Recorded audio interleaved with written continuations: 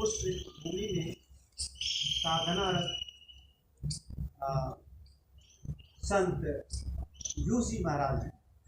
और आप देख रहे हैं कि इधर सामने सरोवर है और इधर लखेश्वर ब्रह्म धाम है, जो मंदिर बना हुआ है लखेश्वर ब्रह्म का। और इधर दक्षिण तरफ देख रहे हैं, ये यूजी महाराज की साधना स्थली है, ये उनकी कुटी है। और यहाँ पर सामने आप देख रहे होंगे कि यूजी महाराज बैठे हुए हैं। हम आज यूजी महाराज के यहाँ पहुँचे हुए हैं और आज हमारी चर्चा होगी ध्यान योग के विषय में। ध्यान योग के विषय में। और मैं पूछना चाहूँगा कि महाराज जी, ध्यान योग के बारे में आप बताएं, ये क्या है? ध्यान का अर्थ होता है कि हमारी चेतना जी शरीर दिमाग यानी हमारे जितनी भी चीज़ें हैं उसमें हर जगह व्याप्त हो जाए। जी और इसको मतलब अगर इसको परिभाषा के रूप में कहें जी तो महर्षि पतंजलि जी कहते हैं जी। प्रत्येक तांता ध्यानम, जी जी यानी पूरा एक तान से एक धारा से जब हम धारणा में चले जाते हैं तो ध्यान हो जाता है। जी और धारणा का अर्थ हो गया देशबद्धस्य चित्तस्य धारणा, किसी देश में जी चित्त का बंध जाना, किसी देश अर्थात किसी स्थान में बंद चित्त का बंध जाना वह धारणा है। और जब वह एक तार हो जाए तो वह ध्यान हो जाता है। अच्छा अच्छा। जैसे दीपक की लौ एक तार है, जी जी उस तरह से हो जाए तो ध्यान होता है। जी जी हाँ, तो ध्यान वास्तव में क्रिया नहीं है, जी जी। वह जो है निष्क्रिया है। क्रिया तो धारणा है। अच्छा, क्रिया तो धारणा। हाँ, लेकिन क्रिया के माध्यम से यानी धारणा से ही आप ध्यान में उतरेंगे। हाँ, आप डायरेक्ट ध्यान फर्स्ट में, स्टेप है वो। हाँ, तो धारणा से ही आप ध्यान में जी आप जाते हैं। जी तो आपके उसके मतलब जो दर्शक लोग हैं जी इनके व्यवहारिक अर्थ में मतलब ध्यान साधना, जी। क्योंकि अमूमन लोग नहीं जानते ध्यान साधना क्या जी होती जी है। जी जी जी और इधर उधर की उड़ती पुड़ती बातें जो लोग नहीं भी किए हैं इधर उधर की बातें करते जी। हैं। जी। तो मैं आपको व्यवहारिक बतलाऊंगा जिससे कि कोई करके हाँ बिल्कुल ही ध्यानस्थ हो सकता है, जी समाधिस्थ हो जी। सकता है। गृहस्थ जीवन में जीने वाला आम आदमी आपसे कुछ लाभ ले सके, हाँ। उसको आप बताओ। वो बिल्कुल ही लाभ ले सकता है जी और समाधि में उतर सकता है। जी तो पहली चीज़ तो यह है इसके लिए जी। कि पहले किसी एक आसन को सिद्ध करना पड़ता है। जी। जैसे उदाहरण के लिए ये देखिए, मैं अभी बैठा हूँ, ये कौन सा आसन है? ये जो है पद्मासन है। पद्मासन। हाँ, पद्मासन है। इसमें तो बैठा जांग के ऊपर रख देते हैं पैर को जी और इस तरह से इस मुद्रा में बैठ जाएंगे, हाथ के ऊपर हाथ रख करके सीधी बैठ जाएंगे और श्वास प्रश्वास जो है उस पर जो है आप फोकस करेंगे। जी उस पर आपको एकाग्रचित होना है जी और उसकी मतलब देखना है कि सांस कैसे आ रही है, कैसे जा रही है, जी और उसके गति को भी महसूस करना है, उसकी आवाज़ को भी महसूस करना है। जी और कभी हमारी सांस बाएं से आती है, कभी दाएं से आती है, कभी जी। दोनों से आती है। जी जी इनको लगातार आपको अनुभूत करते रहना है। जी जी फिर इनका क्या प्रभाव पड़ रहा है हमारे हृदय पर, जी जी मस्तिष्क पर, विचार पर, जी। भाव पर। जी। हाँ, ये अभी महसूस करते रहना। हाँ महाराज जी, तो ये जैसे आम आदमी तो नहीं समझ पाता, आप बताइए कि कैसे कैसे कब कब चेंजिंग होता जाता है, आवाज़ में परिवर्तन होगा, गति में परिवर्तन होगा, हमारे हृदय में इसका क्या, थोड़ा सा संक्षेप में आप हमारे दर्शकों को काफी बताओ। लंबा चौड़ा हो जाएगा, थोड़ा सा बताइए आपकी।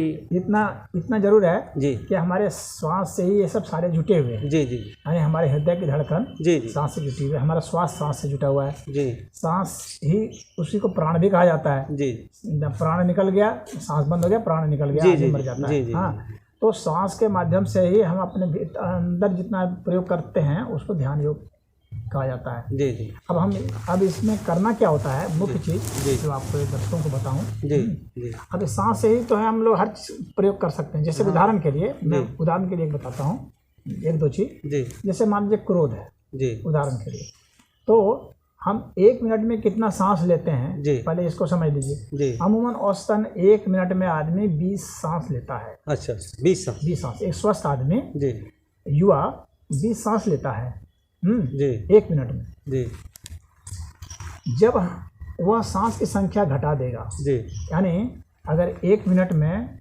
वह 10 सांस लेने लग जाए, जी उदाहरण के लिए जी जी 10 सांस के हिसाब से वह जब ले रहा है जी, उस समय वह क्रोध नहीं कर सकता। अच्छा, हाँ, उसका क्रोध से क्या संबंध है? क्रोध सांस का सब चीज़ से संबंध है। जितने अच्छा। भी हमारे भाव होते हैं, चाहे जी। क्रोध है, चाहे काम वासना है, चाहे लोभ है, जी चाहे मोह है, हाँ, जी चाहे न्याय है, अन्याय है, जो भी है, जी, सब सांस से संबंधित है। अच्छा अच्छा, तो मैंने इसलिए एक उदाहरण प्रस्तुत किया है। जी जी जैसे कि अगर आप 1 मिनट में 10 या उससे नीचे सांस ले रहे हैं जी तो क्रोध नहीं आएगा। जी। महाराज आप जी, बिल्कुल सामान्य हो सांसों सकते के हैं। कम और ज्यादा होने का फायदा और नुकसान क्या है? सांस की संख्या अगर बढ़ जाती है, इसका जी। मतलब है कि गति बढ़ गई। जी, गति जब भी बढ़ेगी इसका मतलब अशांति बढ़ गई। अच्छा अच्छा, गति जो है ना, जी वो आपके अशांति ला देगा। जी, हाँ, अच्छा आप में उत्तेजना ला देगा, अच्छा अच्छा, गर्मी ला देगा, क्रोध ला देगा, हिंसा ला देगा। जी जो भी हिंसक हैं, जी उतारू हैं, जी, तो उनकी सांस छोटी हो जाती है, उथली सांस हो जाती है, अच्छा अच्छा, ज़्यादा तेजी से सांस लेते हैं। जब आप हाँ। दौड़ते हैं तो ज़्यादा तेज सांस लेते हैं। अच्छा अच्छा, हाँ, जब आप सोते हैं तो उस वक्त कम सांस हो होनी जाए। चाहिए। जी। सांस जो है स्थिर होनी चाहिए, जी जी जी उसमें उथल पुथल नहीं होना चाहिए, जी, नहीं तो नींद ही नहीं आएगी। जी जी हाँ, तो सांस तो हर चीज़ से जुटी है। जी जी जिनको नींद नहीं आती है वे अगर लेट जाए, जी, हाँ, और सांस जितना छोड़ते हैं, छोड़ने के बाद थोड़ी देर रुकें, जितना रुकता है उससे थोड़ी देर रुकें और बहुत मामूली से, अच्छा अच्छा, और तब फिर जो है सांस जो है भरें, भले, फिर छोड़ें, फिर थोड़ी देर रुकें, अच्छा तो तुरंत सो जाएंगे। अच्छा, इनको नींद नहीं आती, जी, कोई जी। दवा की जरूरत नहीं है, जी जी बस सांस का सब रहस्य जानने की जरूरत है। जी तो उसी तरह से काम वासना है, उसी तरह से भय है। जी जी, हाँ, तो भय से मुक्त होने के लिए तो खैर बहुत लंबी सांस चाहिए होती जी है। जी जी जी, हाँ, लेकिन है सब इसी से जुड़ा हुआ। अच्छा अच्छा। हाँ, अभी आपने बताया कि श्वास को लेकर के थोड़ा सा रोकने के बाद फिर छोड़े, या छोड़ने के बाद थोड़ा सा ब्रेक ले, इसके बाद ले, यही ना मतलब है? इससे आपको सांस छोड़ने पर, हाँ, सांस को छोड़ने पर हम लोग नींद में कब जाते हैं? जी जी नींद में हम लोग तब जाते हैं जब जी। हम लोग सांस लेते कम है, छोड़ते ज़्यादा है। जी जब आप सांस ज़्यादा लेने लगेंगे जी, और छोड़ने कम लगेंगे तो आप जाग जाएंगे, आप सो ही नहीं सकते। अच्छा अच्छा, हाँ, ये सांस का विज्ञान है। तो आपको सांस जो है छोड़ना ज़्यादा है जी जी और छोड़ने के बाद रुकना है थोड़ी देर। जी जी ये प्राकृतिक रूप से भी होता जी है, जी जी लेकिन जिनका रिदम गड़बड़ हो जाता है उनका नहीं होने लगता है। जी जी, तो वो जो है सांस को छोड़ें और उसके बाद थोड़ी देर रुके, हल्का सा, थोड़ा सा, ज़्यादा देर नहीं, हाँ। बहुत थोड़ी देर, हाँ। बल नहीं पड़ना चाहिए। जी जी, और उसके बाद देखेंगे कि बस 8-10 सांस जाते तो सो जाएंगे। अच्छा। हाँ, ये तो बहुत बड़ा रहस्य आपने बताया कि सांस को छोड़ना है, थोड़ा सा रुकना है, फिर जो है सांस लेना, यही ना महाराज जी? हाँ। निद्रा के लिए जरूरी है। अगर औसत से ज़्यादा हो जाएंगे तो आप जो है असंयमित हो जाएंगे या असंतुलित हो जाते हैं। तो महाराज जी, आपने बताया कि 20 श्वास प्रति मिनट होना चाहिए, और 20 से एबव जब हो जाता है तो अशांति में चला जाता है क्या मनुष्य? हाँ, हैं? जब आपकी सांस की गति बढ़ने लगेगी तो आप ज़्यादा क्रोधित हो जाएंगे, उत्तेजना में चल जाएंगे। ऐसे का जीवन भी जल्दी खत्म होता है। जी जी जी मेटाबॉलिज्म शरीर का हाई हो जाएगा जी जी और आप जल्दी से मरेंगे भी, जी जी जी ज़्यादा रोगी भी हो जाएंगे, जी जी, शरीर में पित्त बढ़ जाएगा।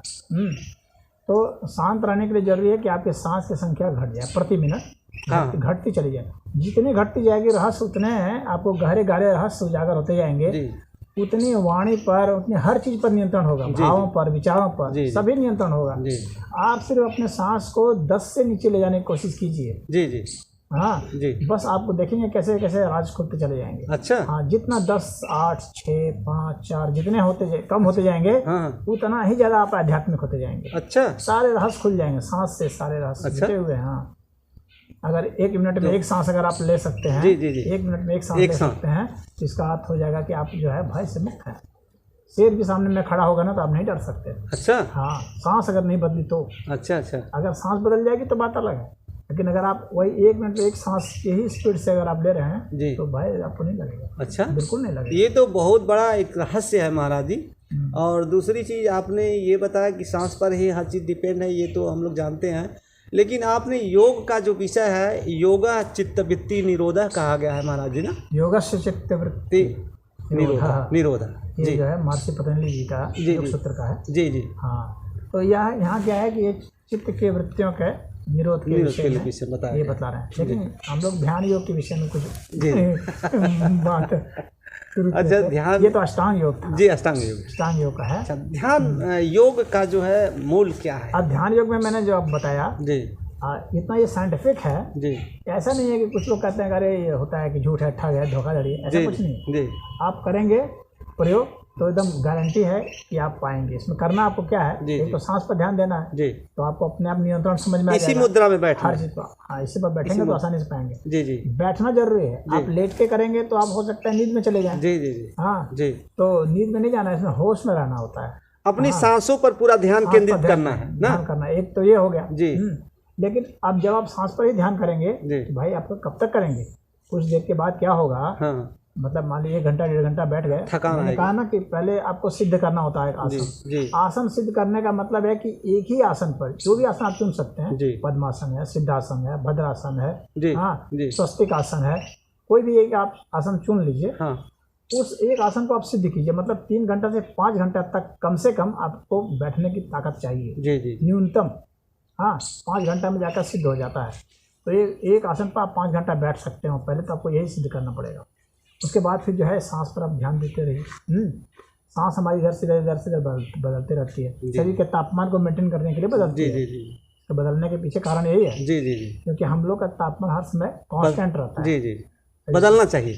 नहीं, हाँ सांस को बदलना चाहिए तभी तापमान समान रहेगा, नहीं तो सांस सामान्य, वो तापमान समान नहीं रहेगा मतलब आपका। श्वसन पर ही टेम्परेचर, बॉडी का बिल्कुल, टेम्परेचर जो है बिल्कुल, डिपेंड करता बिल्कुल है। बिल्कुल। जी जी जी जैसे बाई नाक से सांस चल रही है, जी जी बाई नाक से सांस चल रही है, तो इसका मतलब हो गया कि शरीर को आपको ठंडा किया जा रहा है। जी जी अच्छा। हाँ, शरीर गर्म हो गया है। दाहिनी चलेगी तो दाहिनी चलेगी, इसका मतलब शरीर को गर्म किया जा रहा है, शरीर आपका ठंडा हो रहा है, अच्छा तो अच्छा उसको गर्म किया जा रहा है। अच्छा अच्छा। हाँ, इनको क्या नाम, किस नाम से जानते हैं? बाई नाक से जब सांस चलती है तो उसको कहते हैं ईड़ा। ईड़ा। ईड़ा नाड़ी से चल रही है, जी, इसको जी। वाम स्वर कहा जाता है। जी जी वाम स्वर है ये। जी और जब इसे चलेगी जी तो इसको कहते हैं पिंगला। पिंगल। हाँ, इसका मतलब है ये दक्षिण स्वर। ईड़ा, पिंगला और सुसुम्ना 3 नाड़ियां है ना महाराज जी। सुषुम्ना होती है जब दोनों नाक से सांस चल रही होती है, तब समझिए कि सुषुम्ना जागृत है। अच्छा अच्छा अच्छा, जब बराबर दोनों दोनों चलती है तो हाँ, जब दोनों सुसुम्ना। नाक से सांस चल रही है ना, जी तो इसका मतलब है कि सुषुम्ना जागृत है। जी जी जी दोनों नाक से सांस तभी चलेगी जी जब एक नाक से शिफ्ट होकर के इधर से उधर जाएगी, जी। तभी दोनों नाक में चलेगी। जी। मतलब पहले ये जितनी लंबी है जी। ये छोटी होती जाएगी, और ये छोटी है तो ये लंबी होती जाएगी, हाँ हाँ हाँ या ये नहीं चल रही है तो ये शुरू हो जाएगी।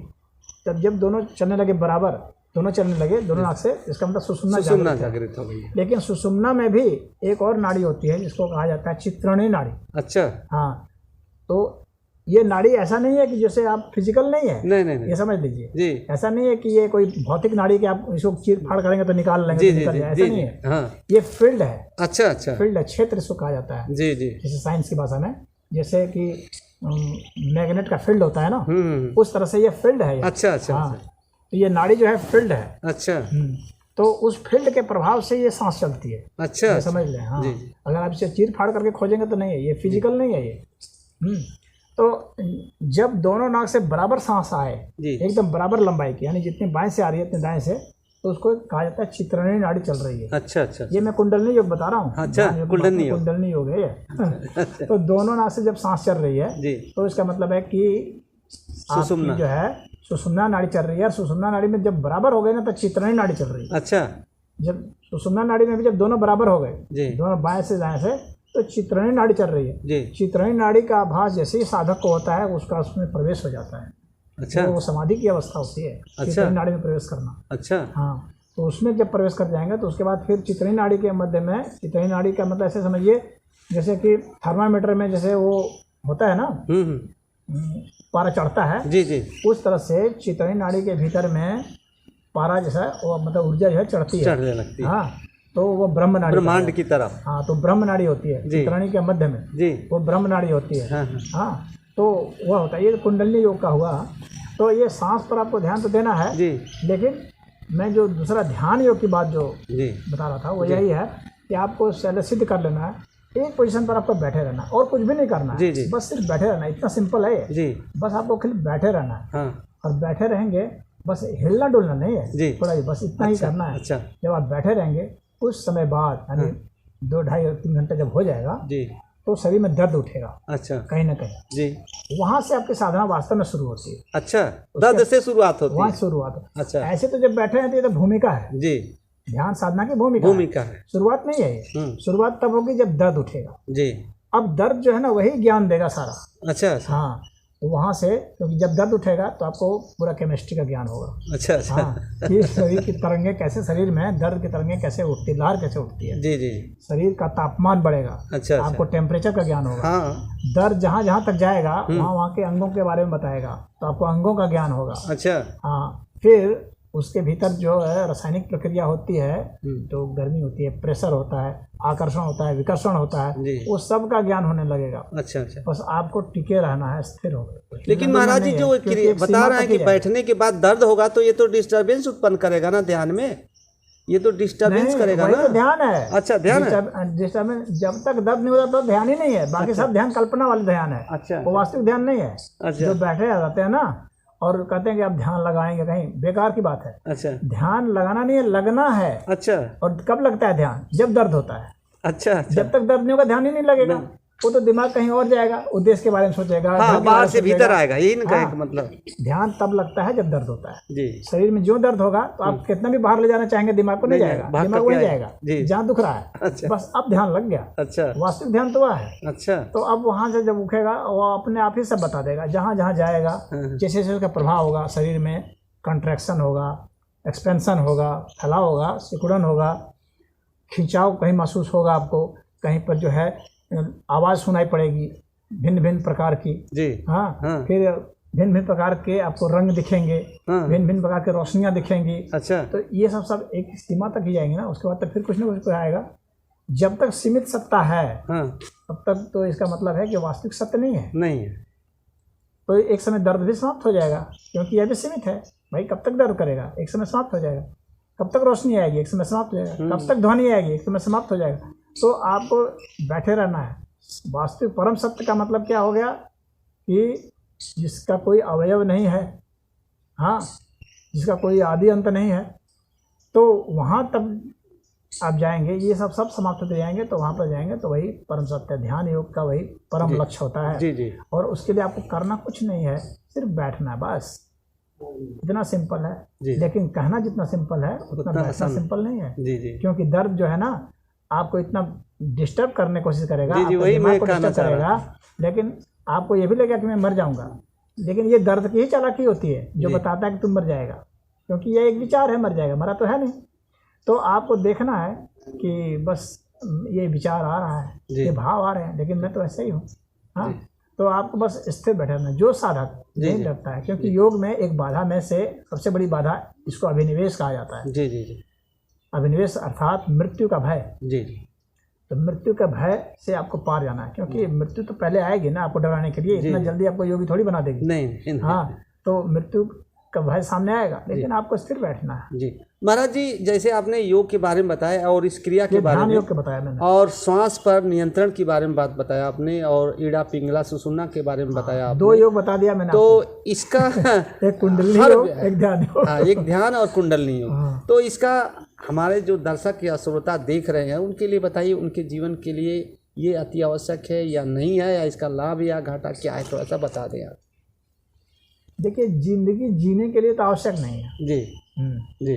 जिंदगी तो बिना लोग योगी हुए ही जी लेते हैं, मर जाते हैं। जी। हाँ, लेकिन अगर सत्य का बोध करना है जी, और दुख सुख से मुक्त होना है जी जी, तो फिर आवश्यक है। अच्छा। वास्तविक सत्य क्या है? हाँ। दुख सुख से मुक्त होना है, परम शांति चाहिए, ज्ञान चाहिए, विज्ञान चाहिए। हाँ, तो फिर तो चाहिए, फिर तो ये आवश्यक है।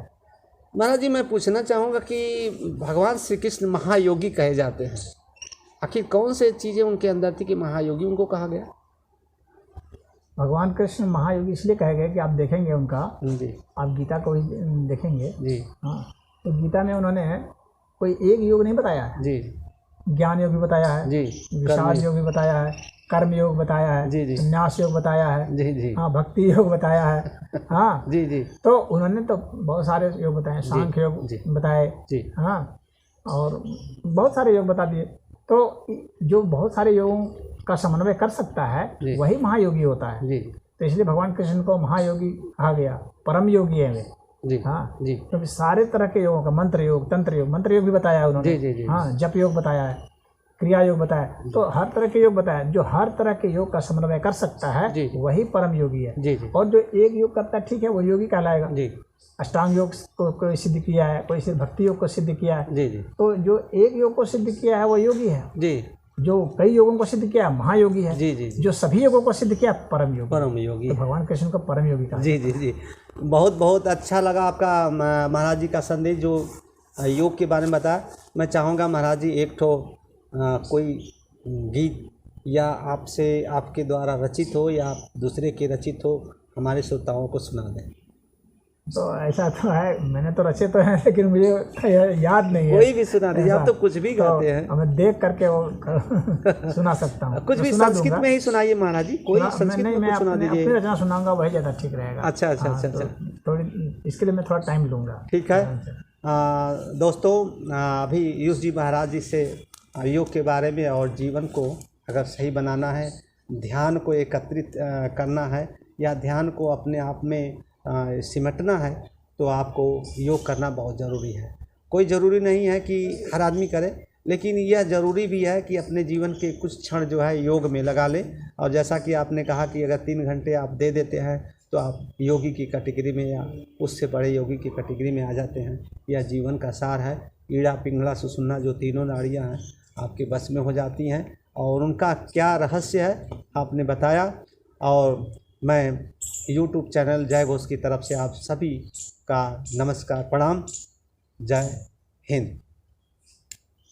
ऐसा है ना कि ध्यान योग में तो ध्यान योग ही होना चाहिए। समझ रहे हैं ना? जी जी जो आप वो सुनाने के दिखा रहे हैं ना, वो तो साहित्य में हो जाएगा। वो तो वैसे ही मनोरंजन के लिए। हाँ, मनोरंजन के लिए नहीं तो देखिए सर, मनोरंजन का विषय नहीं है ना। एक जब आप गंभीर विषय लिए हैं। हाँ नहीं तो अब समाप्त हो गया था ना, समाप्त हो गया था ना आपका टॉपिक। दिखाइए फिर वो जो है तो उसको मैं सुना दूंगा आपको। अच्छा अब जो है अब भूल गया, एक प्रश्न पूछना था, योग शिरोमणि के बारे में पूछना था। योग शिरोमणि के बारे में तो उसको रहती की तबीयत तो उस समय दिखा दिए होते और उसी को पूछते रहे। हाँ तो वो तो उसके लिए तो जब योग करेंगे तभी ठीक रहेगा। हाँ हाँ सुबह आइए उसके लिए, तो उसमें वो किताब भी दिखा देंगे और करके भी दिखा देंगे। हाँ क्यों? हाँ वो अच्छा है। तो अभी तो वैचारिक जो है वही ठीक रहेगा।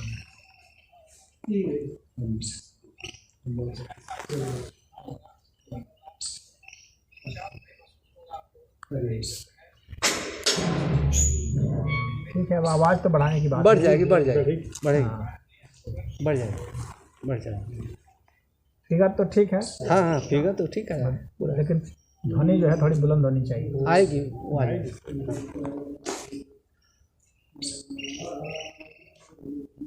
अब एक दिन आएंगे हम लोग ना महाराज जी, तो उस साहित्यिक आपका इंटरव्यू, लेकिन वो इकोनॉमिक्स पर, अनुपातिक समाजवाद पर वो कीजिए। हाँ ठीक और एक वो कंपूतंत्र पर कीजिए। ठीक है। महाराज जी ने आज से हमको लगता है 2010 उसमें ही 10 से पहले ही योग का तो बहुत सारा है ना, मंत्र योग, तंत्र योग, जितना है सब योग मैं बता दूंगा। हाँ, अलग अलग पर आज तो ध्यान योग बता दिया आपने। कुंडलिनी योग 10-15 साल पहले ही आज जो थम्स वाला देख रहे हैं ना, उस पर आपने खोज किया था, कहा था कि यही एक दिन 96 में ही 1996 और पुस्तक भी लिखे हैं। 22 और 4 26 वर्ष हो गया। 26 साल पहले लिख दिया था कि फिंगरप्रिंट जरूरी हो। और आगे उसी समय मैंने डिजिटल करेंसी की बात की थी। डिजिटल करेंसी आ गई। हाँ, वो मैंने उसी समय महाराज जी ने उस पुस्तक में लिख दिया है। कौन सी पुस्तक है वो 2-3 किताब है जिसमें लिखा हूँ। एक तो टंकार में भी लिखा था जी, और उसमें भी लिखा था the light of the world में। हाँ, फिर उसमें लिखा ऋतु ऋतम में भी लिखा जी उसको। जी हाँ, अब समझ ली। और उस योग शिरोमणि में भी एक पन्ना में लिख दिया हूँ बस। अच्छा एक पन्ना। बहुत पहले आपने कहा था और वो चीज़ आ गई। आज एकदम चरम पे। हाँ, महाराज जी का इंग्लिश में किताबें हैं। लाइट तो ऑफ द नेताओं वर्ल्ड को हटाने की बात किया हूँ, अभी उस पर बात होगी। अभी तो उसमें वो भी असली क्रांति तो अभी वो सब होनी है। वो भी लिखे हैं। अच्छा। हाँ, नेताओं का अंत कैसे किया जाए हाँ, पूरी दुनिया से, वो सबसे महत्वपूर्ण चीज़ है, वो तो सबसे बड़ी क्रांति है। महाराज जी ने टंकार एक पुस्तक लिखी थी, क्योंकि उस पर तो कोई बात नहीं करता है ना। योग पर तो बहुत लोग बात करने वाले हैं। बहुत लोग का। तो चलिए उस पर किसी दिन आइए बात हाँ करेंगे। एक दिन आते हैं।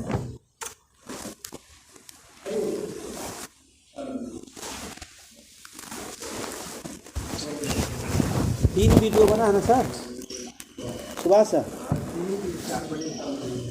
तो विषय तो तीन ही थे ना, विषय तो तीन ही थे ना।